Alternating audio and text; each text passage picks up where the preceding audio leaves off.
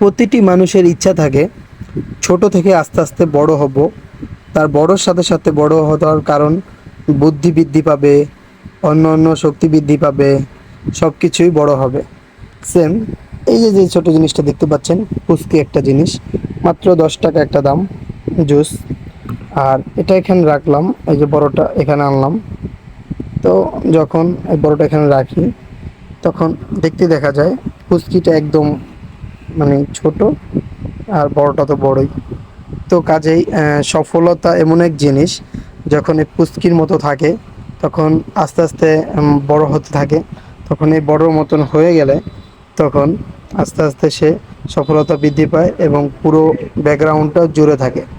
এরকম এরকম প্রথম দিকটা ছিল ছোট, তার অবস্থানও ছোট, চারিদিকে তার ব্যাকগ্রাউন্ডে অনেক জায়গা ছিল। তো আস্তে আস্তে সে বৃদ্ধি পেতে থাকে।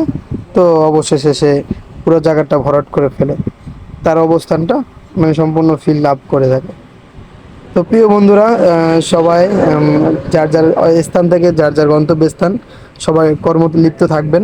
আর যে যে কর্ম করেন সবাই ভালো কর্মে করবেন, ইনশাল্লাহ সৎ হনেস্টভাবে কাজ করবেন, ভালো কিছু করবেন। সবার জন্য দোয়া কামনা করি। ঠিক আছে, জাস্ট এই ছোট থেকে বড় হওয়ার সাফল্যে সবাই পরিশ্রমী হবেন, পরিশ্রম করতে হবে, এমনিতে হবেন না। কারণ ছোটই থেকে যাবেন যদি আপনি কোনো পরিশ্রম না করে বড় হওয়ার স্বপ্ন দেখেন, তাহলে এটা ভুল।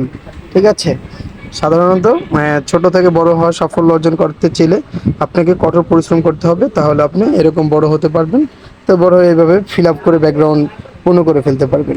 ধন্যবাদ প্রিয় বন্ধুরা, সবাই ভালো থাকবেন, আল্লাহ হাফেজ।